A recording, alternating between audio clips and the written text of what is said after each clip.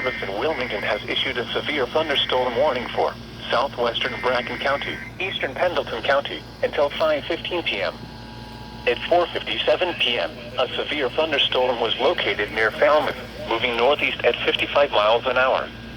Hazard, 60 miles an hour wind gusts and half-dollar size hail. Source, radar indicated.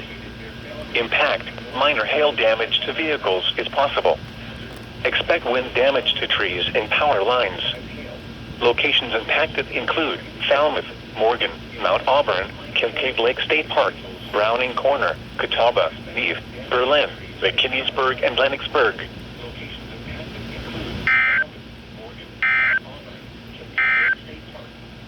The National Weather Service in Wilmington has issued a severe thunderstorm warning for northwestern Bracken County, southern Campbell County, northeastern Pendleton County, Cleveland County.